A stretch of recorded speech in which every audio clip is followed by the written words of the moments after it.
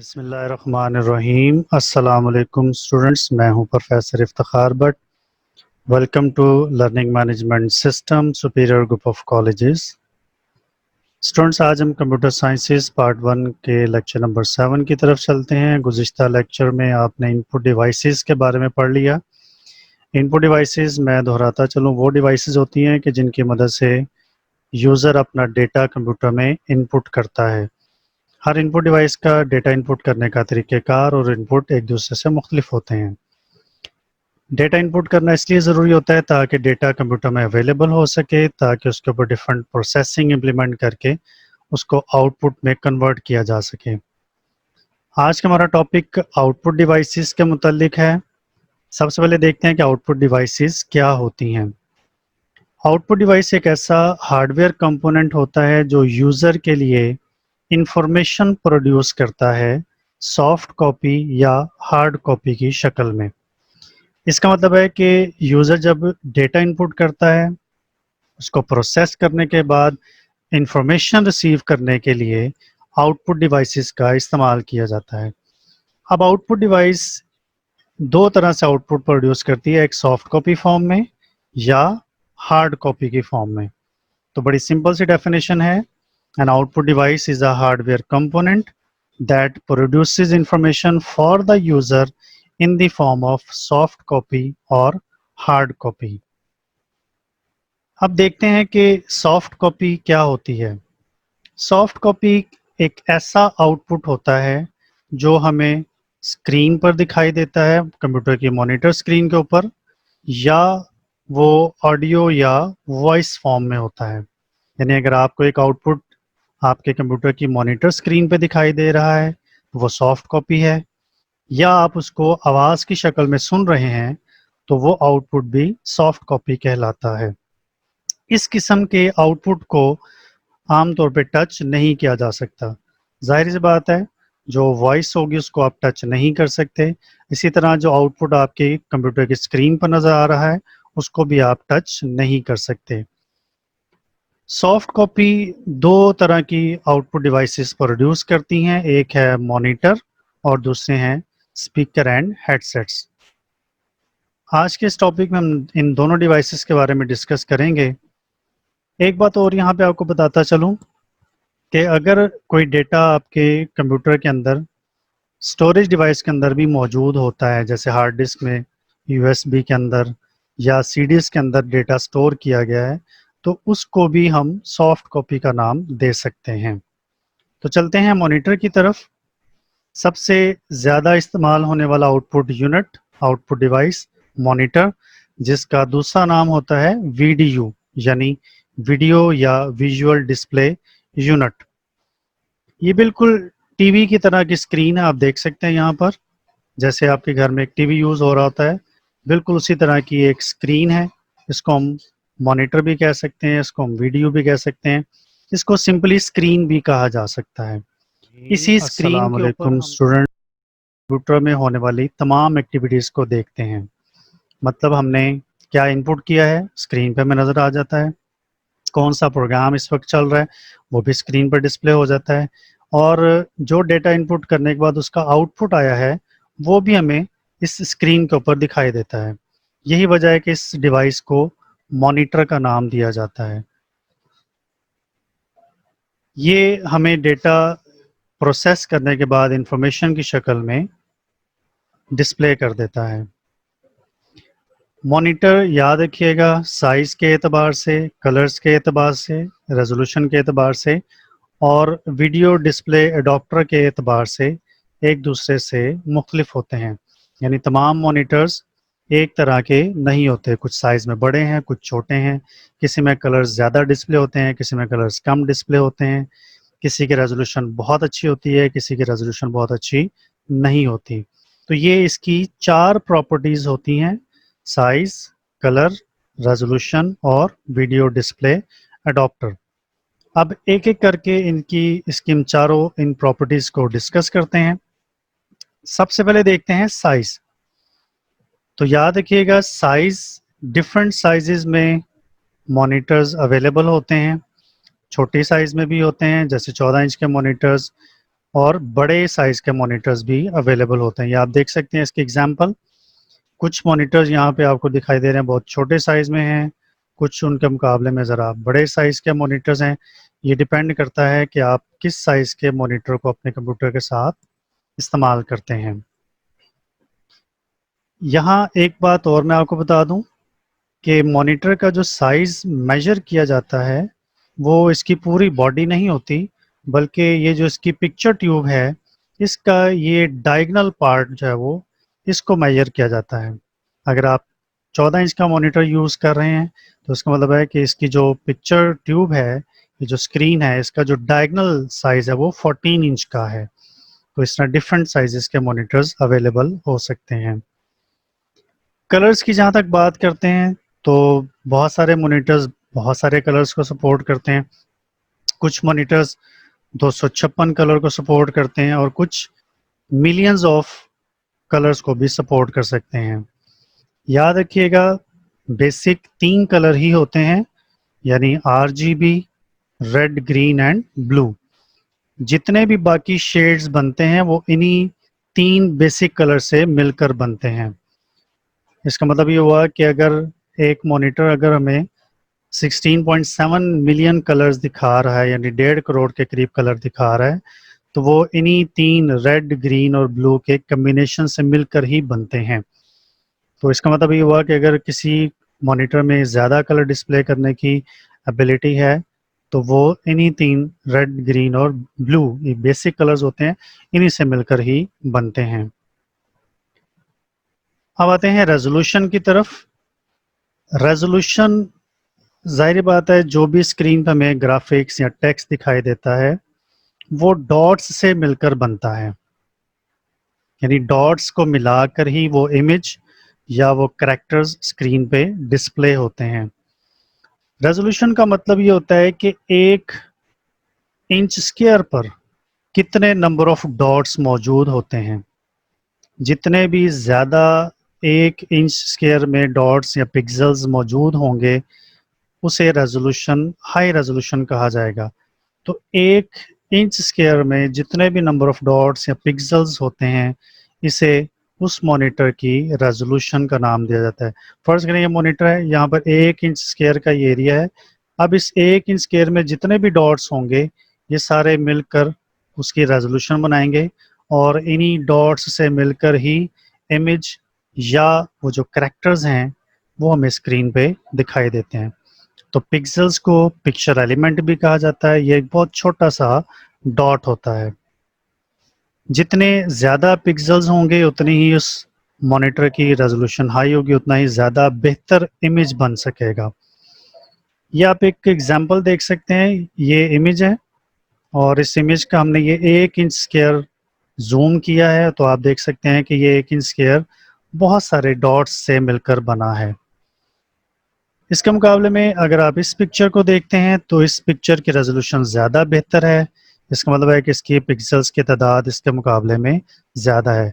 यहाँ पर आप ये देख सकते हैं कि इसके पिक्सेल्स की तादाद इस पिक्चर के मुकाबले में ज़्यादा दिखाई दे रही है। तो इसका मतलब ये हुआ कि इस पिक्चर की रेजोल्यूशन हाई है क्योंकि इसमें बेहतर इमेज दिखाई दे रहा है।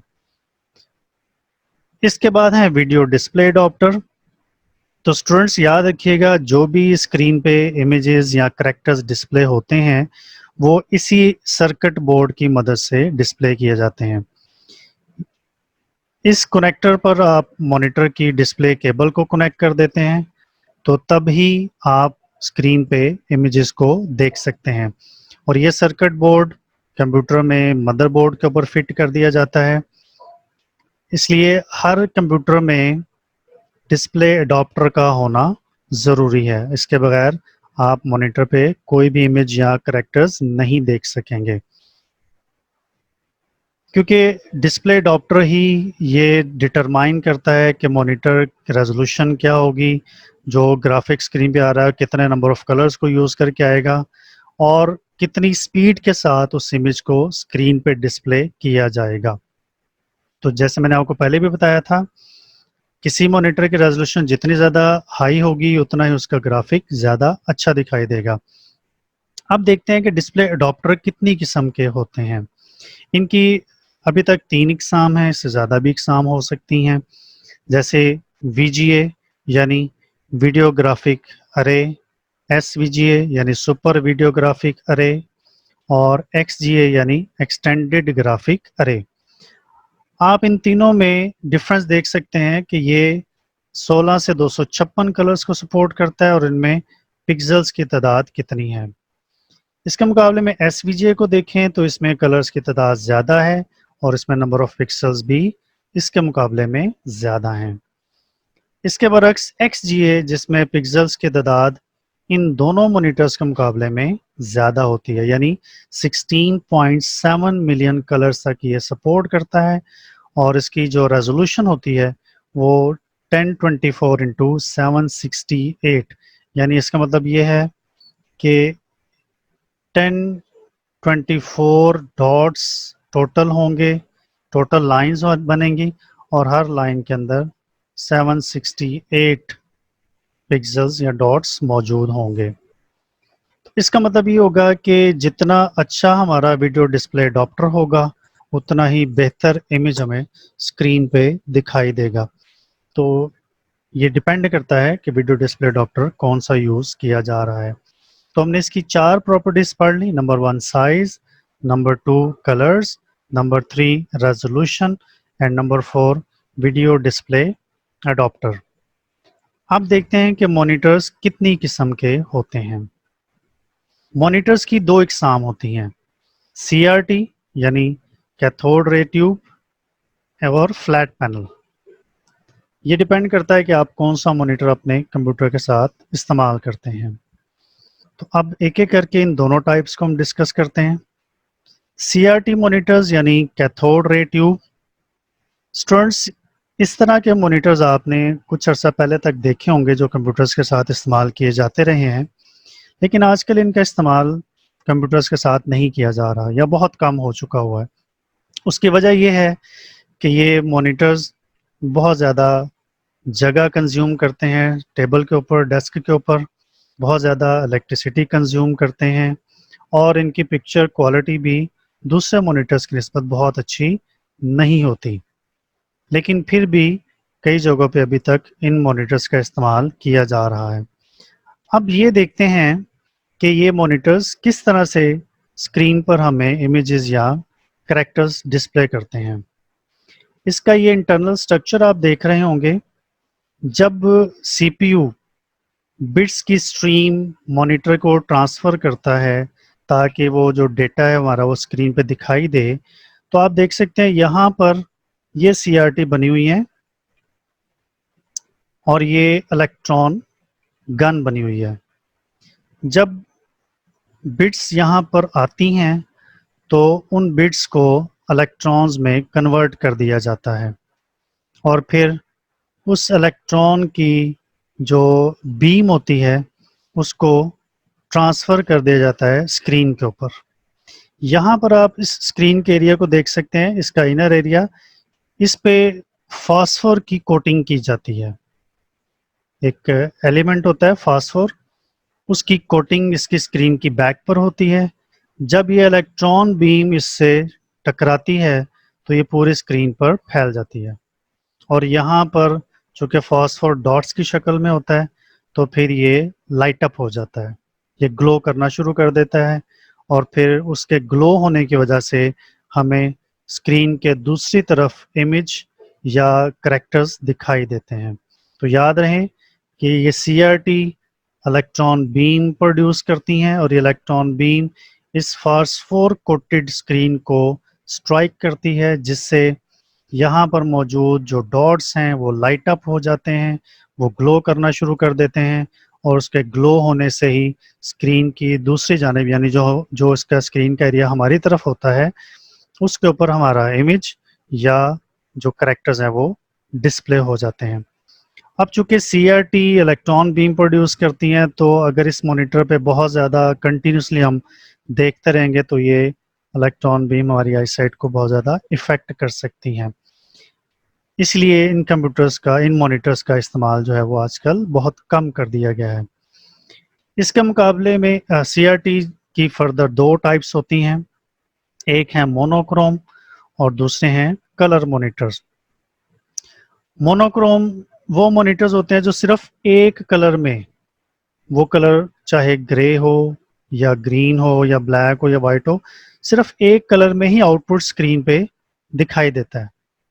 जैसे आप वाइट बोर्ड पर ब्लैक मार्कर से लिखें तो सिर्फ वाइट बोर्ड पे आपको ब्लैक मार्कर से राइटिंग दिखाई देगी, रेड मार्कर से लिखेंगे तो रेड ही राइटिंग दिखाई देगी। इसी तरह ये जो मॉनिटर्स होते हैं ये स्क्रीन पर सिर्फ एक ही कलर में टेक्स्ट को या कैरेक्टर्स को डिस्प्ले करते हैं।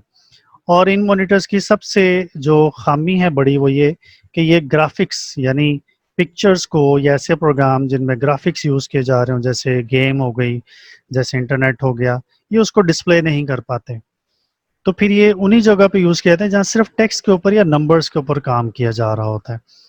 इनके बरक्स अगर आप देखें तो colour monitors 16 to 16.7 million colours यहाँ तक सपोर्ट करते हैं। और सबसे ख़ास बात ये होती है कि ये ग्राफिक्स को भी सपोर्ट करते हैं। तो आजकल चूँकि हम लोग ज़्यादातर इंटरनेट को भी यूज़ करते हैं, ग्राफिकल एप्लीकेशन जैसे माइक्रोसॉफ्ट विंडोज़, वर्ड या इससे रिलेटेड जो भी एप्लीकेशंस होती हैं वो ज़्यादा इस्तेमाल करते हैं, इसलिए कलर मॉनिटर्स का इस्तेमाल ज़्यादा किया जाता है। मॉनिटर की दूसरी टाइप है जी फ्लैट पैनल मॉनिटर। एक थे CRT, दूसरे हैं flat panel. Flat panel monitor ये आप देख सकते हैं जिसको हम आमतौर पे LCD पैनल्स भी कहते हैं, LCD मॉनिटर्स भी कहते हैं। ये CRT की बनिस्बत ज़्यादा थिन होते हैं, ज़्यादा वेट नहीं होता इनका, और इलेक्ट्रिसिटी भी ये बहुत कम कंज्यूम करते हैं। यही वजह है कि आजकल ज़्यादातर कंप्यूटर्स के साथ इन्हीं फ्लैट पैनल्स को या LCD पैनल्स को यूज़ किया जाता है, क्योंकि ये स्पेस भी कम कंज्यूम करते हैं, टेबल पर इनको ज़्यादा जगह भी नहीं चाहिए होती। सम टाइम आप इनको वॉल माउंट भी कर लेते हैं, यानी दीवार के साथ भी इसको फिक्स कर लेते हैं। 3 तरह की टेक्नोलॉजीज़ को यूज़ करते हुए फ्लैट पैनल मॉनिटर्स बनाए जाते हैं। उनमें पहली है LCD, दूसरी है EL यानी इलेक्ट्रोल्यूमिनेसेंट डिस्प्ले, और तीसरे होते हैं गैस प्लाज्मा। LCD इन दोनों टेक्नोलॉजीज़ की निस्बत चूँकि ज़्यादा एक्सपेंसिव नहीं होती, इसलिए ज़्यादातर जो फ्लैट पैनल मॉनिटर्स हैं वो LCD डिस्प्ले ही कहलाते हैं। इनमें जो स्ट्रक्चर होता है वो कुछ ये कि बहुत सारी लेयर्स होती हैं जिनमें एक सब्सटेंस को यूज़ किया जाता है, और वो सब्सटेंस अगर मैं LCD की बात करूं तो लिक्विड क्रिस्टल की शक्ल में मौजूद होता है, जो कि इलेक्ट्रिसिटी की प्रेजेंस में ग्लो करता है, लाइट अप हो जाता है, और उसके ग्लो होने की वजह से ही हमें LCD पैनल के ऊपर इमेजेस या कैरेक्टर्स दिखाई देते हैं। ये थी मॉनिटर और इसकी दो टाइप्स। शुरू में हमने पढ़ा था कि सॉफ्ट कॉपी एक ऐसे आउटपुट को कहते हैं जो हमें स्क्रीन पे दिखाई देता है, या उसको हम ऑडियो या वॉइस फॉर्म में सुन सकते हैं। मॉनिटर को हम डिस्कस कर चुके हैं, अब अगली डिवाइस है स्पीकर्स एंड हेडसेट्स। स्टूडेंट्स, आप लोगों ने स्पीकर्स का इस्तेमाल भी कंप्यूटर के साथ किया होगा और हेडसेट्स का इस्तेमाल भी किया होगा। इन दोनों का इस्तेमाल बेसिकली साउंड की शक्ल में आउटपुट लेने के लिए, आमतौर पे कंप्यूटर में म्यूज़िक सुनने के लिए, डॉक्यूमेंट्री सुनने के लिए, या कोई भी ऐसी कोई लेक्चर है जो साउंड फॉर्म में है वो सुनना हो आपने, तो उसके लिए इन दोनों डिवाइसेस को यूज़ किया जाता है। फ़र्क सिर्फ इतना है कि स्पीकर्स लार्ज ऑडियंस के लिए होता है, यानी अगर बहुत ज़्यादा लोग सुन रहे हैं तो तब स्पीकर को यूज़ करते हैं, और अगर कोई इंडिविजुअल पर्सन किसी डॉक्यूमेंट्री को सुन रहा है, कोई म्यूज़िक सुन रहा है, तो फिर वो हेडसेट का इस्तेमाल करता है। तो स्टूडेंट्स, आज के इस लेक्चर में हमने आउटपुट डिवाइस की सिर्फ एक टाइप को डिस्कस किया, और वो है सॉफ्ट कॉपी। उम्मीद है कि आज का ये लेक्चर आप बहुत अच्छे तरीके से अंडरस्टैंड कर गए होंगे। इंशाल्लाह नेक्स्ट लेक्चर में हम हार्ड कॉपी आउटपुट डिवाइसेस के बारे में डिस्कस करेंगे। तब तक अपना बहुत सारा ख्याल रखिएगा। अल्लाह हाफिज़।